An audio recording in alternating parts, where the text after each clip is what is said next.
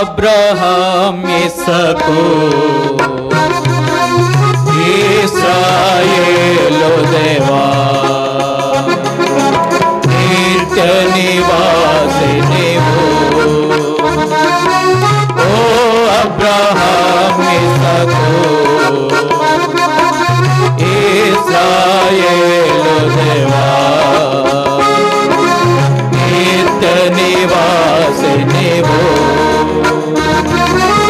ఎలోహీ అదోనియా త్రియేక దేవా ప్రభువు సృష్టి కర్తవు నీవు ఎలోహీ అదోనియా త్రియేక దేవా ప్రభువు సృష్టి కర్తవు నీవు ఎల్లరి అద్భుత రక్షకుడవు ఎల్లరి అద్భుత రక్షకుడవు ఓ అబ్రహాం ఇస్సాకు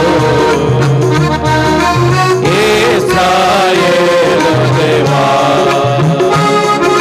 నిత్య నివాసి నీవు ఓ అబ్రహాం ఇస్సాకు ఇశ్రాయేలు దేవా నిత్య నివాసి నీవు యెహోవా దేవా ప్రభువుల ప్రభువా దర్శనమిచ్చు దేవుడవు యెహోవా దేవా ప్రభువుల ప్రభువా దర్శనమిచ్చు దేవుడవు ఉన్నవాడవు నిత్యుడవు ఉన్నవాడవు నిత్యుడవు ఓ అబ్రహాం ఇస్సాకు ఇశ్రాయేలు దేవా నిత్య నివాసి నీవు ఓ అబ్రహాం ఇస్సాకు ఇశ్రాయేలు దేవా నిత్య నివాసి నీవు ఎల్సదాయి ప్రభువా సర్వశక్తిమంతుడా సంపూర్ణ తృప్తినిచ్చు ప్రభువు నీవే ఎల్సదాయి ప్రభువా సర్వశక్తిమంతుడా సంపూర్ణ తృప్తినిచ్చు ప్రభువు నీవే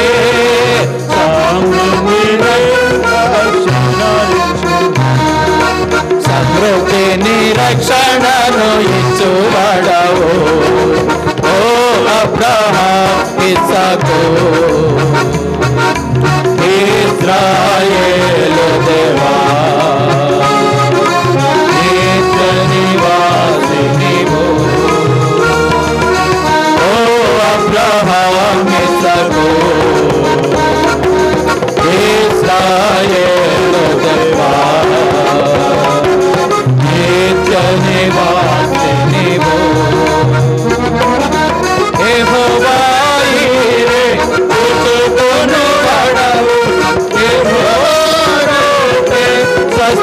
స్వస్థపరచువాడవు యెహోవా ఈరే చూచుకొనువాడవు యెహోవా స్వస్థపరచువాడవు యెహోవా నీసే విజయమిచ్చువాడవు యెహోవా నీసే విజయమిచ్చువాడవు ఓ అబ్రహాం ఇస్సాకు ఇశ్రాయేలు దేవా నిత్య నివాసి నీవు ఓ అబ్రహాం ఇస్సాకు ఇశ్రాయేలు దేవా నిత్య నివాసి నీవు యెహోవా కాదేశ్ స్తుతి చేయువాడవు యెహోవా షాలేము శాంతి కర్తవు యెహోవా కాదేశ్ స్తుతి చేయువాడవు యెహోవా షాలేము శాంతి కర్తవు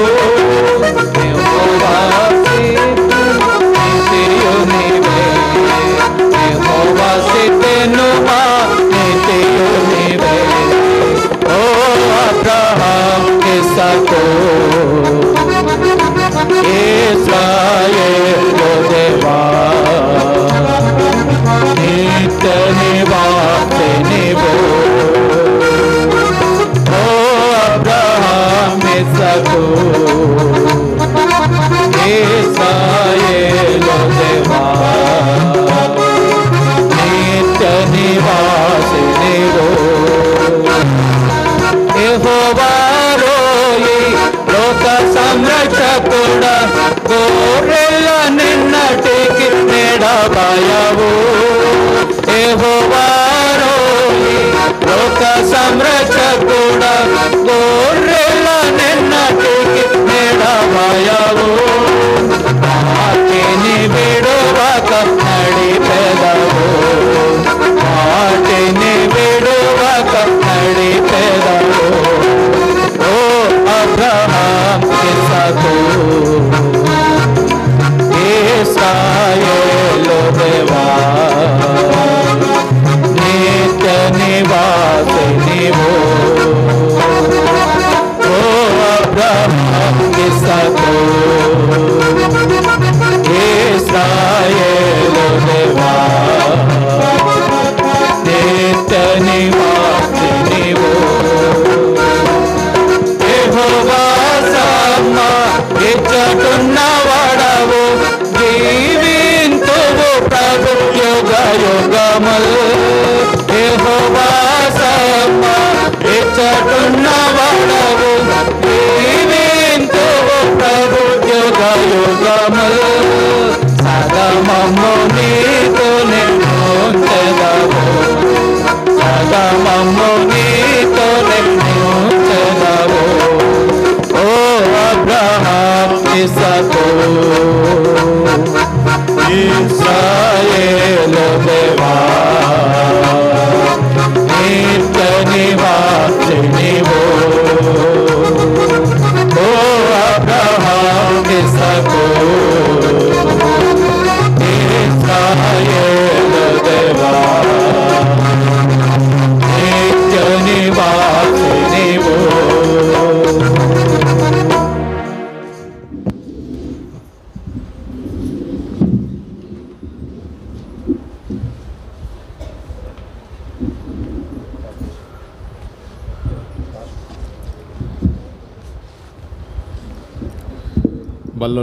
బల్లలోనికి వెళ్ళక నువ్వు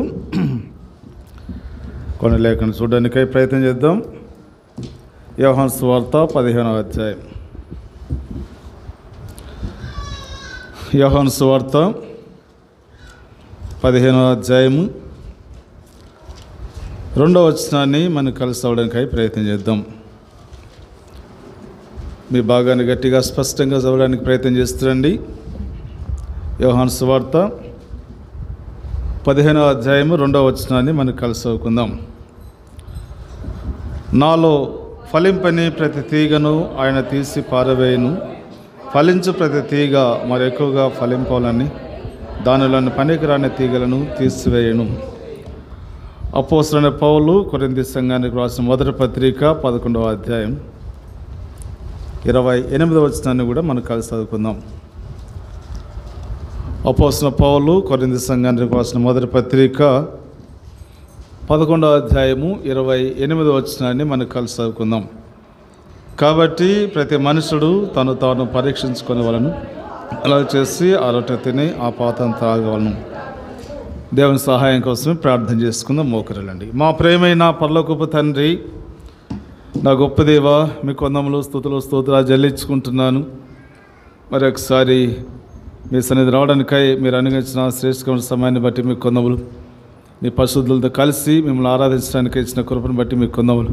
సో ఆ పాపంలో పడిచెడిన నన్ను, అపరాధములతోనూ పాపం చచ్చిన నన్ను క్రీస్తు కూడా బ్రతికించడానికై మీరు ఇష్టపడి మీరు ఇచ్చిన ఉచితమైన రక్షణ బట్టి కూడా మీ కొందములు. అంత మాత్రం కాకుండా ప్రభా, నా చుట్టూ కంచె వేస్తూ వచ్చినావు, నన్ను నా కుటుంబాన్ని మీరు భద్రపరుస్తూ వచ్చిన విధానం బట్టి కూడా మీ కొందనాలు చెల్లించుకుంటున్నాను. దేవాన్ని కాపాడుతూ వచ్చినావు, కుటుంబాన్ని కాపాడుతూ వచ్చినావు, సంఘాన్ని కాపాడుతూ వచ్చిన విధానం బట్టి కూడా మీ కొందములు. ఇస్తాలను కాపాడేవాడు కొనుకోడు నిద్రపడి సెలవించిన వాగ్దానం బట్టి కూడా మీ కొందములు. దేవా, మమ్మల్ని మర్చిపోకుండా తండ్రి మీ యొక్క అరచేతుల మీద చెక్కుకొని ప్రతి నిత్యం మమ్మల్ని సంరక్షిస్తూ కాపాడుతూ వచ్చినందుకై మీ కొందములు. దేవ మంచి పోషకుడుగా మీరుంటూ వచ్చినందుకై మీ కొందములు. ఇటువంటి దేవుడిగా నాకు దొరికిన దాన్ని బట్టి ఏమి చెల్లించి మీ రుణం తీర్చుకోవాలి దేవా. ఏమి చెల్లించడం విరిగిన హృదయంతో నాకు తగ్గింపు జీవితంతో నా స్తుతి ఆరాధన మీకు సమర్పించుకుంటూ వస్తున్నాను. తిరిగి ప్రభా చదువుకునే భాగంలో మా యొక్క ఆత్మీయ కరుకులతో పంచిపెట్టవలసిందిగా ప్రార్థన చేస్తా ఉన్నాను. సో అయ్యగుడిని ఆ పాత్ర దేవా మీ సులువుచారు మరుగు సేయం కేవలం మీ నోటు వాడుకుంటాల్సిందిగా ప్రార్థన చేస్తా ఉన్నాను. దేవా మీరు ఇచ్చిన వాగ్దానం చేత పట్టుకుంటూ నిర్గమకాండం 4:12, ఫిలిప్పీ 4:13, లూకాసు వార్త 12:12 నెరవేర్చవలసిందిగా ప్రార్థన చేస్తాం. వచ్చిన వారిని బట్టి మీ కొందరు దేవతను రాను కనిపించండి. ఆయా పరిచయంలో తోడుకుంటాల్సిందిగా ప్రార్థన చేస్తూ కనిపించి కనబడని చీకశక్తి అంధకాశక్తిని శ్వాసంతో నజరేయుడైన యేసుక్రీస్తును బంధిస్తున్నాం. ప్రభు మీరు తప్ప మాకెవరు కనిపించుకుందరు గాక. మీ సన్నిధి మేము పూర్తి అనుభవించే సహాయం చేయమని మా ప్రభును రక్షకుడైన యేసుక్రీస్తు వారి పెట్టి అడిగి వేడుకొనుచున్నాం తండ్రి.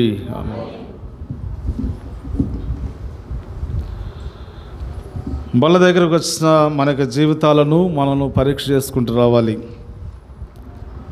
మనం చదువుకున్న ఆ యొక్క కొరింథీయులకు రాసిన మొదటి పత్రిక 11వ అధ్యాయంలో కాబట్టి ప్రతి మనుషుడు తను తాను పరీక్షించుకొని, ఇది ఇతరులను పరీక్ష చేసే సమయం కాదు,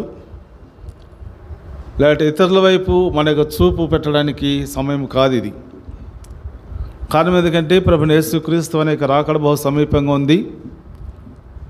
ఆయన ఎప్పుడు వస్తాడో తెలియదు, మనము ఎప్పుడు పోతామో తెలియదు. ఇటువంటి పరిస్థితుల్లో ఉన్న మన యొక్క జీవితాన్ని దేవుడు మనకిచ్చిన ఈ మంచి అవకాశాన్ని మనం విడుచుకోకుండా దేవుని యొక్క సన్నిధిలో మనం సరి చేసుకుంటూ, ఇది ప్రతినిత్యము జరగవలసిన ప్రక్రియ. ఆ యొక్క రొట్టె ద్రాక్షారసంలోనికి మన పాలు పొందక మునుపు నీవు కానీ నేను కానీ మనకు జీవితాలను సరి చేసుకోకుండా, పరీక్ష చేసుకోకుండా, అలక్ష్యంగా నిర్లక్ష్యంగా బలలో చేయవేసినట్లయితే 4 విధాలుగా మనం నష్టపోతాం. మొదటిగా వ్యక్తిగతంగా నువ్వు నష్టపోతావు. రెండవదిగా నీ కుటుంబం నష్టపోతుంది. మూడవదిగా నువ్వు వచ్చే స్థానిక సంఘం నష్టపోతుంది. నాలుగవదిగా చారిత్రక సంఘముగా నష్టపోతుంది. ఒక వ్యక్తి యొక్క అవిధేయత వలన మనము సరి లేకుండా, మన జీవితాన్ని సరి చేసుకోకుండా, మన ఇష్టానుసారంగా జీవించి ఇష్టానుసారంగా ప్రవర్తించి లోకంలో ఏ విధంగా ఉంటా వచ్చినామో ఆ విధంగా ఉండి తిరిగి ఈ యొక్క దేవుని యొక్క మందిరంలోనికి, ఆలయంలోనికి వచ్చి ఆ ప్రభువైన యేసుక్రీస్తు వారు నలగొట్టబడిన శరీర సాదృశ్య రొట్టెలను, ఆయన కాచిన ఆ ప్రశస్తమైన రక్తములో సాదృశ్యముగా రసంలో పాల్పొందినట్లయితే ఇన్ని విధాలుగా నష్టానికి మనం గురవుతాం. ఆ విధంగా లేకుండా మనమే పరీక్ష చేసుకొని సరి చేసుకొని మనం బలలో పాల్పొందినట్లయితే నీవు ఆశీర్వదించబడతావు, నీ కుటుంబం ఆశీర్వదించబడుతుంది, నువ్వు వచ్చే స్థానిక సంఘం ఆశీర్వదించబడుతుంది, సార్వత్రిక సంఘం కూడా ఆశీర్వదించబడుతుంది. ఏది కావాలనో కోరుకో. ఇది దేవుడు నీ ముందు నా ముందు పెట్టిన ఏక మాటలు. అందుకంటే ద్వితీయోపదేశకాండంలో నీకు కీడు పెట్టినా మంచి పెట్టినా ఏది కావాలో కోరుకుంటాడు. ఆయన బలవంతం చేసేదేవుడు కాదు. కాబట్టి మన జీవితాలను మనం పరీక్ష చేసుకొని యోగకరంగా బలలో పాల్గొనడానికై దేవుడు మనకు సహాయం చేయనుగాక. కాబట్టి చదువుకున్న ఈ యొక్క యోహాను సువార్తలో గమనించినట్లయితే ప్రభువైన యేసుక్రీస్తు వారు ఆ యొక్క గత్సెమనే తోటలోనికి వెళ్ళక మునుపు ఈ 14, 15, 16 అధ్యాయాలలో చివరిసారిగా మేడ గదిలో ఆ యొక్క 11 మంది శిష్యులతో మాట్లాడుతూ వచ్చినాడు. మీరు అనొచ్చు 12 మంది శిష్యులు కదండి 11 మంది అంటున్నారని. అయితే ఇస్కరియోతు యూదా అప్పటికే అతను సాతాను ప్రవేశించింది కాబట్టి ప్రభువైన యేసుక్రీస్తు వారు ఆ యొక్క రొట్టె ముక్కను తీసుకుని తన నోట్లో పెడితే వెంటనే అతను సాతాను ప్రవేశించింది, అతను వెళ్ళిపోయాడు. అది రాత్రి వేళ. కాబట్టి ఇస్కరియోతు యూదా ఈ మేడగదిలో లేడు. ఈ 11 మంది శిష్యులతో ప్రభువైన యేసుక్రీస్తు వారు మాట్లాడుతూ వచ్చినాడు, అనేక విషయాలు చెప్తూ వచ్చినాడు. ఈ చెప్తూ వచ్చిన విషయాల్లో మనం గమనించినట్లయితే ఈ యొక్క ఫలించే తీగలో పనికిరాని తీగలు కూడా ఉన్నాయి అని హెచ్చరిక చేస్తూ వచ్చినాడు.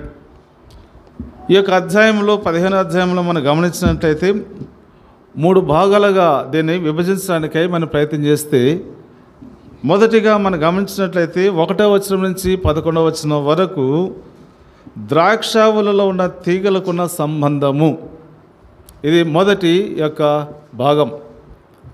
రెండవదిగా మనం గమనించినట్లయితే 12వ వచనం నుంచి 18 వరకు ఉన్న ఈ వచనాలను ద్రాక్షావళికి ద్రాక్ష తోటకు ఉన్న సంబంధాన్ని సూచిస్తూ ఉన్నాయి.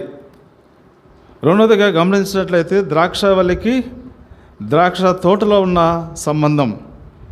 మూడవదిగా మనం గమనించినట్లయితే 19వ వచనం నుంచి చివరి వచనం అనగా 7వ వచనం వరకు తీగలతో లోకముతో ఉన్న సంబంధాన్ని, అనగా ఈ 3 విధాలుగా ఇవి చూస్తూ ఉన్నాయి.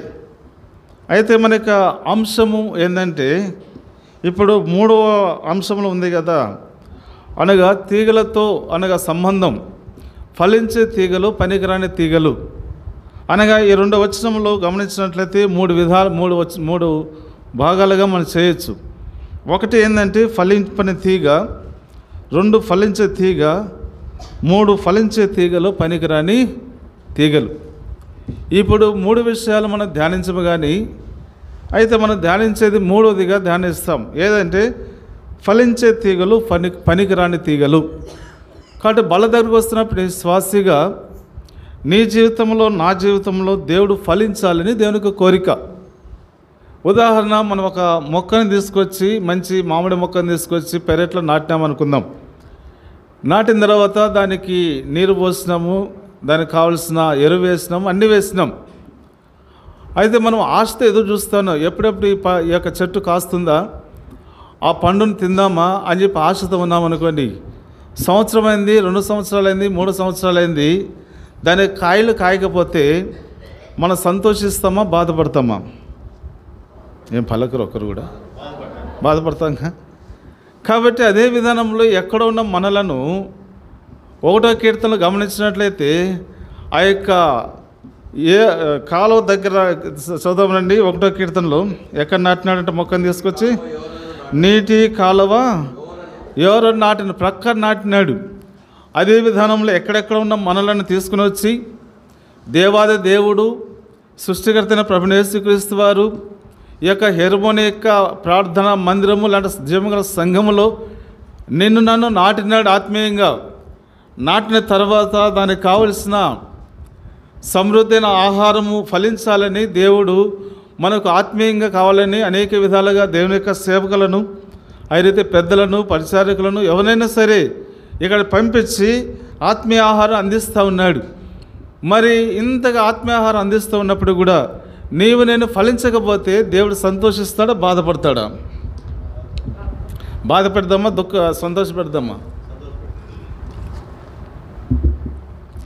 కాబట్టి సంతోషపెట్టాలి అని అంటే మనం ఏం చేయాలి? పనికిరాని తీగలు కూడా తీసివేయాలి. కాబట్టి నువ్వు ఫలించకుండా కొన్ని పనికిరాని తీగలు నేను అణచివేస్తూ ఉన్నాయి, నేను ఎదగనీయకుండా అవి తొక్కిపెట్టేస్తూ ఉన్నాయి. కాబట్టి అవేమిటో 2-3 విషయాలు చూసుకొని మనం ముగింపులకు వెళ్దాం సమయాన్ని బట్టి. కాబట్టి మనం గమనించినట్లయితే ఆరాధనలో దావీదు గురించి చూస్తూ వచ్చినాం. తిరిగి ఇప్పుడు దావీదుని గురించి మళ్ళీ ధ్యానించడానికి ప్రయత్నం చేద్దాం. కారణం ఎందుకంటే దావీదును దేవుడు కోరుకున్న వ్యక్తి. ఏ మనుషుడు కూడా దావీదును కోరుకోలేదు.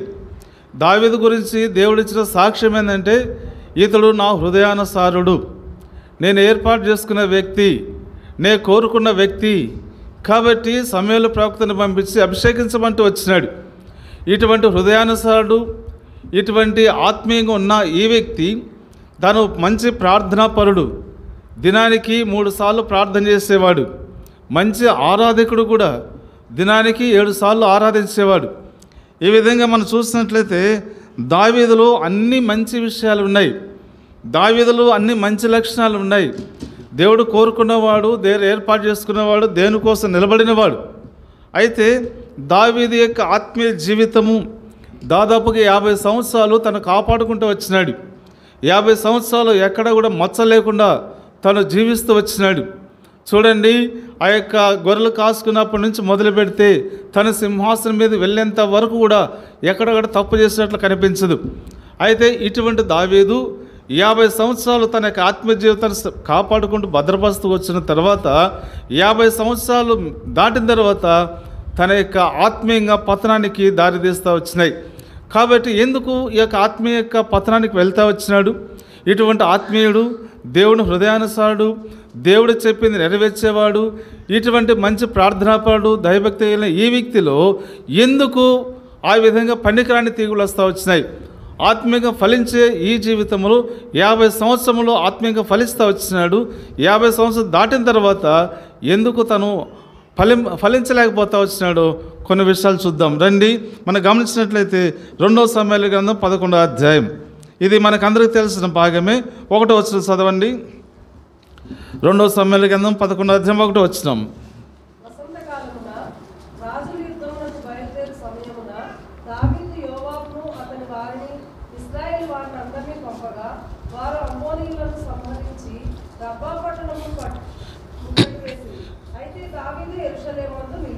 కాబట్టి ఇక్కడ గమనించినట్లయితే వసంతకాలమున రాజులు యుద్ధానికి వెళ్ళే సమయం అది. కాబట్టి సైన్యము యుద్ధానికి వెళ్తూ ఉంది, సైన్యము పోరాటానికి వెళ్తూ ఉంది, సైన్యము ప్రాణాన్ని తెగించేదానికి మరణానికి సిద్ధపడి వెళ్తూ వచ్చినారు. ఆ యొక్క సైన్యంలో కొత్తగా వివాహమైన వాళ్ళు ఉన్నారు, యవనస్తులు ఉన్నారు, వివాహం కాని వారు ఉన్నారు. ఆ రీతిలుగా మనం గమనించినట్లయితే అనేకమైన విధాలు కలిగిన మనుషులు అక్కడ ఉంటా వచ్చినారు.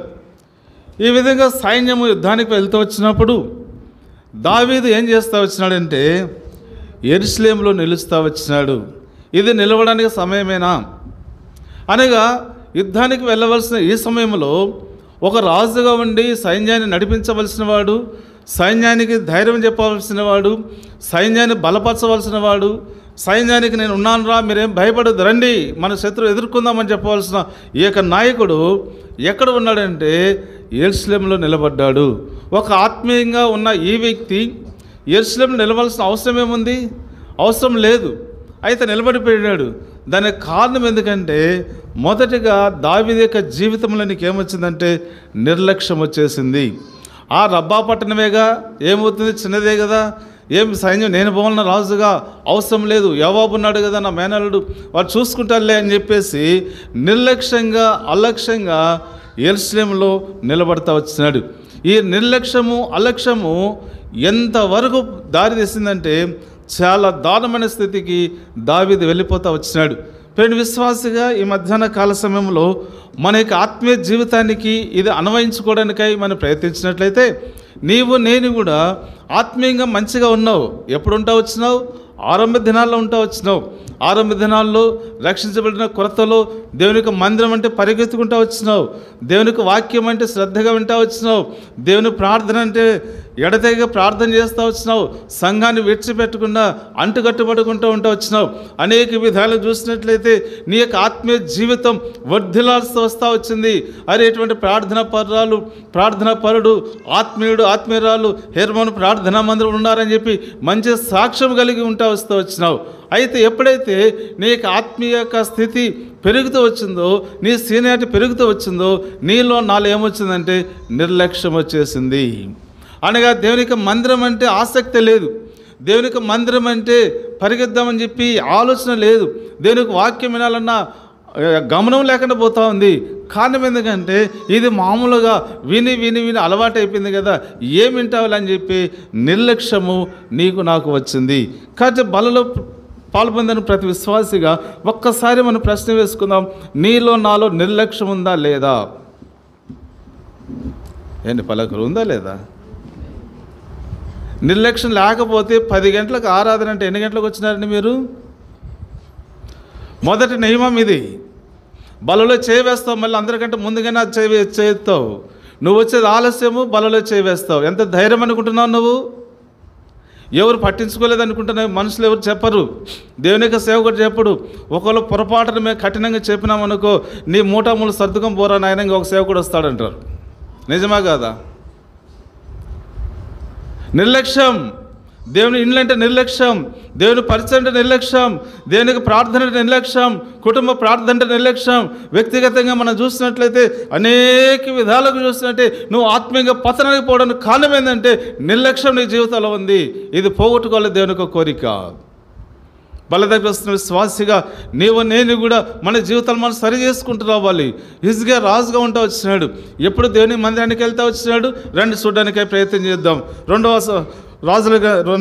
దినవృత్తాంత గ్రంథం 29వ అధ్యాయం వచ్చినాం. దినవృత్తాంత గ్రంథం దినవృత్తాంత గ్రంథం 29:20 చదవండి.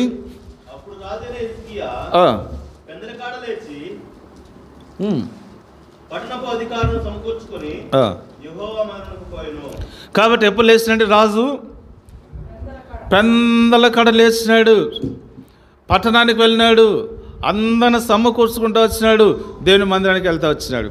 చూడండి, ఒక రాజుగా ఉండి ఒక నాయకుడుగా ఉండి ఎవరికైనా చెప్పచ్చు, అయ్యా మీరు వెళ్ళండి మందిరానికి వెళ్ళండి అని చెప్పి చెప్పలేదు.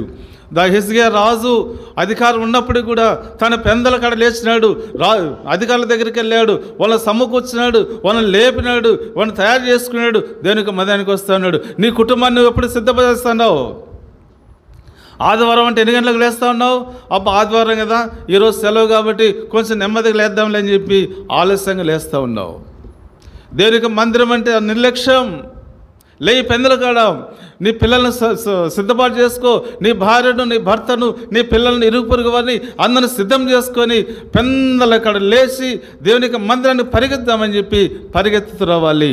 దావీదు యొక్క జీవితంలో నిర్లక్ష్యం వచ్చింది కాబట్టి తను ఎంతగా నష్టపోయినాడంటే అంతగా నష్టపోతూ వచ్చినాడు. ఆత్మీయంగా ఫలించకపోవడానికి కారణం ఏంటంటే ఈ నిర్లక్ష్యం అనే పనికిరాని తీగ నీలో నాలో అందరిలో ఉంది. ఏండి, మనందరిలో ఉంది.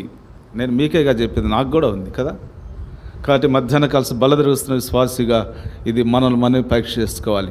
ఈ మధ్యాహ్న కాలస్యంలో దేవుని దగ్గర అడుగుదాం, క్షమించమని అడుగుదాం, సరి చేసుకుందాం, ఈ నిర్లక్ష్యాన్ని తీసివేయడమని దేవుని అడుగుదాం. నిర్లక్ష్యంగా అలక్ష్యంగా బలలో చేయబాకు. ఇది మొదటి నియమం. దావీదు పతనం కావడానికి ఆత్మీయంగా 50 సంవత్సరాల తర్వాత తన దిగజారిపోడు కారణం ఏంటంటే నిర్లక్ష్యం. రెండవదిగా రండి చూద్దాం. ఇది రెండవ సమూయేలు గ్రంథం 11వ అధ్యాయం 2వ వచనం చదవండి. 2వ సమూయేలు గ్రంథం 11వ అధ్యాయం 2వ వచనం.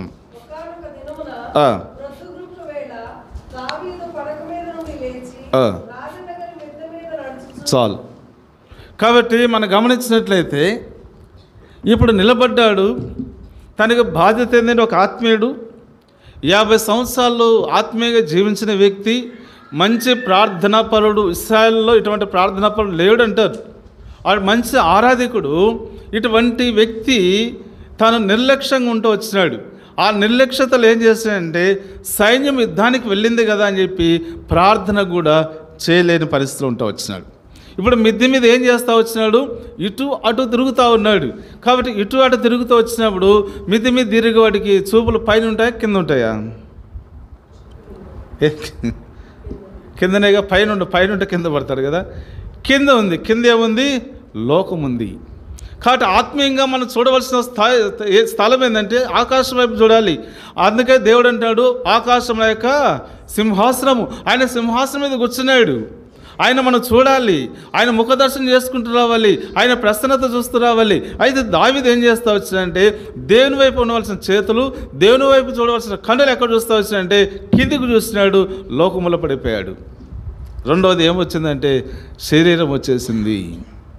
ఒకటి నిర్లక్ష్యం వచ్చింది. ఆ నిర్లక్ష్యానికి తోడేమైపోయిందంటే ఇప్పుడు శరీరానుసారుగా వచ్చేసినాడు. తన ఆత్మీయ జీవితానికి పతనానికి సాక్ష్యం పాడు కావడానికి తను ఏం చేస్తా వచ్చిందంటే నిర్లక్ష్యం తోడైపోయింది. తన జీవితాన్ని పరీక్ష చేసుకోలేదు, తన సాక్ష్యాన్ని పరీక్ష చేసుకోలేదు. తను అనుకుంటూ వచ్చినాడు ఏదైతే ఏముందని చెప్పేసి శరీరాన్ని అప్పచెప్పేస్తున్నాడు. యొక్క సాక్ష్యం పాడైపోయింది. ఎంత నష్టానికి దిగజారినంటే అంత నష్టానికి దిగజారిపోయినాడు. ప్రియ విశ్వాసిగా ఈ మధ్యాహ్న కాస్త బలదరికి వస్తా ఉన్నా. నీవు నిర్లక్ష్యం ఉందా? నిర్లక్ష్యం తర్వాత ఏమొచ్చిందండి? శరీరం వచ్చేసింది. ఎంతవరకు వచ్చిందంటే ఆ శరీరానుసారం అంటే నరహంతకుడుగా అయిపోయాడు. ఈనాడు చూడండి, మన జీవితంలో నీవు కానీ నేను కానీ నిర్లక్ష్యము మన యొక్క జీవితంలోకి వచ్చినట్లయితే ఆటోమేటిక్గా ఏమొస్తుంది? శరీరం వచ్చేస్తుంది. శరీరం వచ్చినప్పుడు ఇంకా ఏదేదో మాట్లాడతాము, ఏదేదో చేస్తాము, గందరగోళం పరిస్థితి అయినప్పటికి కూడా నిర్లక్ష్యం ఉన్నాం. శరీరానుసారం జీవిస్తూ ఉన్నప్పుడు కూడా మనకున్న ధైర్యం ఏంటంటే కృపాకాలంలో ఉన్నాం కాబట్టి బలలో ధైర్యంగా చేవేస్తాను. అందుకే ఆత్మీయంగా నీవు నేను ఏం చేస్తాను, వర్ధిల్లలేకపోతాను. కాబట్టి మధ్యాహ్న కాల సమయంలో రెండో యొక్క నియమం ఏంటంటే శరీరం వచ్చేసింది. మూడవదిగా మనం గమనించినట్లయితే రండి చూడడానికి ప్రయత్నం చేద్దాం. 2వ సమూయేలు గ్రంథము 11వ అధ్యాయం 15వ వచనం నుంచి చదవడం, 15వ వచనం.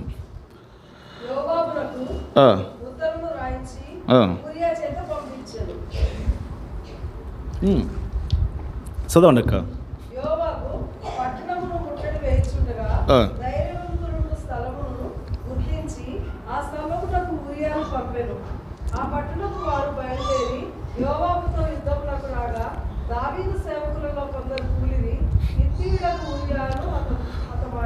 ఊరియా కూడా ఏమైపోయినాడు, చనిపోయాడు. చనిపోయినాడు తర్వాత ఇప్పుడు అంటున్నాడు దావీదు ఒక మాట అంటున్నాడు. రండి చూద్దాం. ఇదే అధ్యాయము 24, 25 చదవనక్క.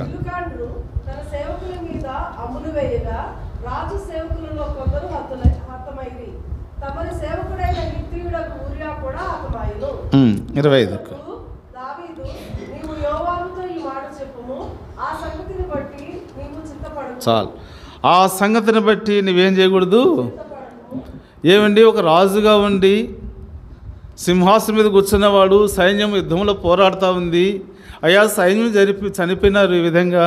కాబట్టి దానిలో కూడా ఊరియా చనిపోయినాడంటే ఈ వ్యక్తి ఏమంటున్నాడంటే దాని గురించి నీవు చింత అనగా ఇప్పుడు దావీదులో మొదటిగా నిర్లక్ష్యం వచ్చింది, రెండవదిగా శరీరం వచ్చేసింది. ఈ శరీరం తోడుగా ఏముందంటే తన స్థితిని తను గుర్తెరగలేకపోతా వచ్చినాడు. నేను ఏ స్థితిలో ఉన్నా ఏమిటి, అరే ఊరియా ఏం తప్పు చేసినాడు, ఊరియా ఎవరి మీద ఒక మాట అన్నాడా, వచ్చినాడు యుద్ధంలోంచి పిలిపించినాడు. దావీదు రాజు చరిత్ర చదవండి పోయిన తర్వాత తన ఇంటికి పోలిన శత్రు యుద్ధాల ప్రయత్నం చేసినాడు. తన మీద ఉన్న మచ్చ, తన మీద ఉన్న చెడు ఇదంతా తొలగించుకోవడానికై ఎంతగానో తిప్పలు పడుతూ వచ్చినాడు. అయినా కూడా ఊరే ఇంటికి పోయినవాడు కాదు, దేవునికి ఆ యొక్క అంతపురం పడుకుంటూ వచ్చినాడు. తీరా చూసేదలకల్లా నిర్దాక్షిణ్యంగా ఎటువంటి తప్పు చేయని ఊరియాను ఈ యొక్క దావీదు ఏం చేసినాడండి, చంపించేసినాడు. నరహంతకుడు అయిపోయాడు. నీవు నేను అనుకోవచ్చు, నేనేం నరహంతకు చేసినానండి, నేను ఎవరిని చంపినానండి అని. మనకు కూడా ఒక పేరుంది, ఉందా లేదా? రండి చూద్దాం. యోహాను రాసిన మొదటి పత్రిక 4వ అధ్యాయం అనుకుంటా, చెప్తా నేను. యోహాను రాసిన మొదటి పత్రిక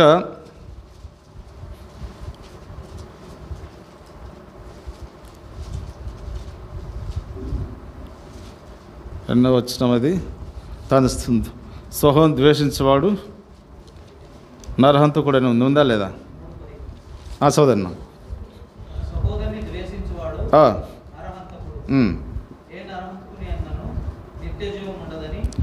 కాబట్టి దావీదు యొక్క జీవితంలో నిర్లక్ష్యం వచ్చింది, శరీరం వచ్చేసింది.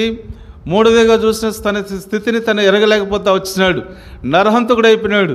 ఈనాడు విశ్వాసగా నీవు నేను అంటున్నాను, నేనేం నరహంతం చేసినాని. ఇక్కడ చెప్తూ వచ్చిన మాట ఏంటంటే ఇక్కడ 15వ వచనంలో తన సహోదరుని ద్వేషించేవాడు ఎటువంటి వాడు? ద్వేషిస్తున్నావా, ప్రేమిస్తున్నావా? నీకు ఇష్టమైన వాడిని ప్రేమిస్తావు. వాళ్ళు ఏమన్నా సరే, మనం ఏమి తిట్టినా సరే, కొట్టినా సరే, మా సహోదరుడే కదా, మా సహోదరే కదా అనుకుంటున్నావు. దేవుని బిడ్డగా బల్ల దగ్గరకు వస్తున్న విశ్వాసిగా నీ జీవితంలో సహపాఠి విశ్వాసిని నువ్వు ప్రేమిస్తున్నావా, ద్వేషిస్తున్నావా? బల్లలో చేవేస్తాం. దావీదు నరహంతకుడైపోయి తన స్థితిని గుర్తులేకపోతా వచ్చినాడు. తను ఏ విధంగా జీవిస్తూ వచ్చినాడు తను గుర్తించలేకపోతా వచ్చినాడు. ఈ మధ్యాహ్న కాస్త బలదర్శ విశ్వాసిగా నీవు నేను పరీక్ష చేసుకోవాల్సిన సమయం ఇది. నిర్లక్ష్యంగా అలక్ష్యంగా బల్లో చేయవే సమయం కాదు ఇది. ఇది మన జీవితాన్ని పరీక్ష చేసుకొని బల్లో చేయాలి. మూడవది తన సహోదరు ద్వేషించబడేటువంటి వాడు. ఇప్పుడు దావీదులు ఏమొచ్చిందంటే చింతపడద్దు అంటున్నాడు. ఊరిని చచ్చిపోతే చచ్చిపోయిలే, నా మీద నింద పోయిందిలే అనుకుంటూ వచ్చినాడు. దేవుడు గమనించండి, దేవుడు వదిలిపెట్టేవాడు కాదు. ఆయన యథార్థవంతుడు, సత్యవంతుడు. రావాల్సిన శిక్ష దానికి అనుభవించాల్సిందే. దావీదు జీవితంలో నరహంతకుడు మారిపోతా వచ్చినాడు. ఈనాడు విశ్వాసిగా రక్షించమని విశ్వాసిగా బలలో చేయవేసేదానికి వచ్చినావు. నీవు నేను ఎట్లా ఉన్నావు? ఒక్కసారి మనం పరీక్ష చేసుకుంటూ రావాలి. ఈ విధంగా చూసినట్లయితే చివరిగా ఈ దావీదు ఏం చేసినాడంటే మొండి వైఖరిగా ప్రవర్తించినాడు. ఏ విధంగా మొండి వైఖరి ప్రవర్తించడాన్ని చూద్దాం. 2 సమూయేలు గ్రంథం 12వ అధ్యాయం 13-14. నేను పాపం చేసినని ఆ. దావీదు నాతానుతో అనగా, నాతానును నీవు చావకుండునట్లు యెహోవా నీ పాపమును పరిహరించెను. చదవనక్క. అయితే ఈ కార్యము వలన యెహోవాను దూషించుటకు ఆయన శత్రువులకు నీవు గొప్ప హేతు కలుగజేసింది కనుక నీకు పుట్టిన బిడ్డ నిశ్చయంగా చచ్చునని దావీదుతో చెప్పి తన ఇంటికి వెళ్ళాడు. కాబట్టి దేవుడు నాతంతా చెప్పించినాడు. దావీదు, నువ్వు అనుకుంటున్నావు నేను తప్పించుకునేయాలనుకుంటున్నావు, ఊరే చనిపోయాలనుకుంటున్నావు, ఎవరు చూడలేదనుకుంటున్నావు. అయితే చూసిన వ్యక్తి నేనున్నా, నిన్ను విడిచిపెట్టను. ఇదిగో నీకు పుట్టే బిడ్డ ఏమైపోతాడు? ఖచ్చితంగా చెప్పినాడు కదండి. ఖచ్చితంగా చెప్పితే ఇప్పుడు దొరబాబు ఏం చేస్తున్నాడు అంటే చూద్దాం. ఈ 16-17 వచనాలు. యెహోవా ఊరియా భార్య దావీదునకు కనిన బిడ్డను మొత్తినందున అది బహు జబ్బుపడెను. దావీదు ఉపవాసం ఉండి లోపలికి పోయి రాత్రి అంతయు నేలపడి ఉండి బిడ్డ కొరకు దేవుని బతిమాలగా ఇంటిలో ఎన్నికైన వారు లేచి అతన్ని నేల నుండి లేవనెత్తుటకు వచ్చింది. కానీ అతడు సమ్మతింపగా వారితో కూడా భోజనం చేయక ఉండెను. కాబట్టి దేవుడు చెప్పినాడు, క్లియర్గా చెప్పేసినాడు, దావీదు నువ్వు ఈ తప్పుదేం చేసినావు కాబట్టి, దేవుని నామానికి అవమానం తీసుకొచ్చినావు కాబట్టి నీకు పుట్టబోయే బిడ్డ నేను చంపేస్తా, నిన్నేమన్ను దీని ద్వారా నువ్వు సరి చేసుకోవాలని చెప్పి దేవుడు చెప్పితే, ఇప్పుడు దేవుని దగ్గర అనగా వదిలిపెట్టాల్సిన విషయం వదిలిపెట్టకుండా ఇప్పుడు ఏం చేసినంటే మొండిగా దేవునికి సన్నిధి నుండి పోయి ఏం చేస్తా వచ్చినాడు? ఉపవాసం ఉండి ఎవరి కోసం ప్రార్థన చేసినాడంట? బిడ్డ కోసం. ఈనాడు నీవు నేను కూడా ఇది దేవుడు వద్దు అని చెప్తాడు, మనకు ఈ పని చేయొద్దు అని చెప్తాడు, ఇది అవసరం లేదని చెప్తాడు. అయినా కూడా మనం ఏం చేస్తామంటే దానికోసమే మనం ప్రాకులాడతాం, దానికోసం ఉపవాసం ఉంటాం, దానికోసమే ప్రార్థన చేస్తాం. ఉదాహరణ చెప్తాం, మన పిల్లల విషయం చెప్తాం. ఉదాహరణ, వాడు చదవకనే తిరుగుతున్నాడు అనుకో, ప్రతి సబ్జెక్టులో 0-0 వస్తూ ఉన్నాయి, వాడు ఫెయిల్ అవుతూనే ఉన్నాడు. మన దేవుని సన్నిధిలో ఉపవాసం ప్రార్థన చేస్తాం, ప్రభా నా కొడుకు స్టేట్ ఫస్ట్ ర్యాంక్ వచ్చేటట్టు ప్రార్థన చేద్దామని చేసినాం అనుకో, పాస్ అవుతాడు వాడు? నేను పలకరు, పాస్ అవుతాడా? పాస్ కాడు. ఆయన కూడా మనం మొండిపట్టి ప్రార్థన చేస్తాం, చివరి కోసం వాడు ఫెయిల్ అయిపోతాడు. అరే వీడు చదవకుండా ఫెయిల్ అయినాడని చెప్పి అనవు. మనం ఏమంటాం?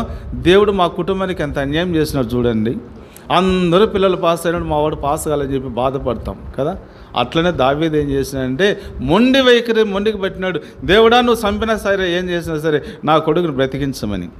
ఈనాడు విశ్వాసిగా ఎన్ని సంవత్సరాలు రక్షించబడింది? మొండిగా ఎంతవరకు ఉన్నావు? దేవునికి వాక్యం ఏంటో ఉన్నావు? దేవుని ప్రతి ఆదివారం బలలో పాల్పొందడానికి వస్తున్నావు. నీ జీవితాన్ని సరి చేసుకోకుండా, దేవునితో సమాధానం లేకుండా, ఇతరులతో సమాధానం లేకుండా, భార్యతో సమాధానం లేకుండా, భర్తతో సమాధానం లేకుండా, ఇరుగు పొరుగువారితో సమాధానం లేకుండా, సహపాఠి విశ్వాసాలతో సంఘముతో సమాధానం లేకుండా ఎంత మొండిగా నువ్వు బలలో చేస్తున్నావంటే అంత మొండిగా బల చేస్తున్నావు. అందుకే ఆత్మీయంగా వర్ధిల్ల లేకపోతా ఉన్నావు. ఈ మధ్యాహ్న కాల సమయంలో పనికిరాని తీగలు, ఫలించే తీగలు, పనికిరాని తీగలు ఉన్నాయి. మొదటిగా మనం గమనించినట్లయితే నిర్లక్ష్యం ఉంది. రెండవది ఏముందంటే శరీరం ఉంది. మూడోది ఏముందంటే తన స్థితిని తను గుర్తిరగలేకపోతే వచ్చినాడు.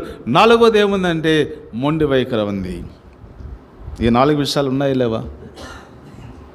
పరీక్ష చేసుకుందాం. దేవుని దగ్గరకు వచ్చినాం, యథార్థంగా మన జీవితాలు సరి చేసుకుందాం. వాళ్ళ వైపు వీళ్ళ వైపు చూడాల్సిన అవసరం లేదు. ఇది నన్ను పరీక్ష చేసుకోవాలి, నిన్ను నువ్వు పరీక్ష చేసుకోవాలి. దేవుని సన్నిధానంలోకి వచ్చి మన జీవితాన్ని అప్పచెప్పుకొని ఇక్కడి నుంచి వెళ్తూ రావాలి. దావీదు యొక్క జీవితంలో ఇంతగా చేస్తూ వచ్చినాడు.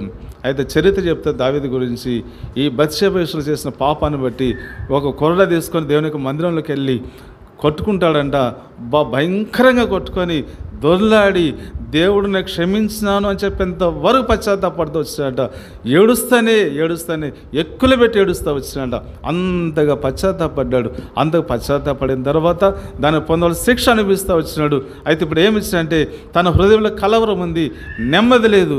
అయితే తనకు జీవితాన్ని ఏం ఇచ్చిన సొలొమోనుకి ఇచ్చిన తర్వాత ఆ కుటుంబానికి ఏమొచ్చింది? నెమ్మది వచ్చింది. పెను విశ్వాసిగా ఈ మధ్యాహ్నం కలిసి బలదిరికి వస్తున్నాం. ఒక్కసారి మనం పరీక్ష చేసుకుందాం. నీ జీవితంలో, నా జీవితంలో ఈ ఫలించే తీగలు పనికిరాని తీగలు ఇవి ఉన్నాయా? ఒకటి ఏంటంటే నిర్లక్ష్యం, రెండు శరీరం, మూడవది తన స్థితిని గుర్తిరగలేకపోతే వచ్చినాడు, నాలుగోది మనం గమనించినట్లయితే మొండి వైఖరి. ఇవన్నీ ఉన్నట్లయితే విడిచిపెట్టు, బలాలు చేయవేయి. ఒకవేళ దేవుడు నీతో మాట్లాడుతురాగా నువ్వు మొండిగా దాన్ని పక్కన వేగాకు, ఇది నా కోసం కాదులే, ఇది ఎవరి కోసమేలే, నేను బాగున్నానులే అని చెప్పి నిన్ను మోసపుచ్చుకోవద్దు, నన్ను నేను మోసపుచ్చుకోవద్దు. యథార్థంగా దేవుని సన్నిధిలో అడుగుదాం, సరి చేసుకుందాం. ఎక్కడైతే మనస్సాక్షి దోషారోపణ చేస్తుందో దాన్ని సరి చేసుకుని విడిచిపెట్టుకొని ఆ విధంగా బలాలు చేయవేద్దాం. ఎప్పుడైతే మనం సరి చేసుకొని దేవుని దగ్గర పశ్చాత్తాపడి బలాలు చేయవేస్తే వ్యక్తిగతంగా నువ్వు ఆశీర్వదించబడతావు, రెండవది నీ కుటుంబం ఆశీర్వదించబడుతుంది, మూడవది నువ్వు వచ్చే సంఘం ఆశీర్వించబడుతుంది, నాలుగవది సారథుల సంఘం ఆశీర్వించబడింది. ఒకవేళ లేకపోతే నువ్వు ఇష్టానుసారంగా జీవించి ప్రవర్తించి ఏమి సమాధానం లేకుండా అసమాధానంతో కలిసి బలలో చేయవేసినట్లయితే వ్యక్తిగతంగా ఆత్మీయంగా నువ్వు నష్టపోతావు, రెండవది నీ కుటుంబం నష్టపోతుంది, మూడవది నువ్వు వచ్చే సంఘం నష్టపోతుంది, నాలుగవది సారథుల సంఘం నష్టపోతుంది. ఏది కావాలి కొరకు? ఆశీర్వాదం కావాలన్నా నష్టం కావాలన్నా ఇది మనం పరీక్షించుకొని ఆ విధంగా బలలో చేయడానికి దేవుడు వాక్యాన్ని దీవించిన కాదు.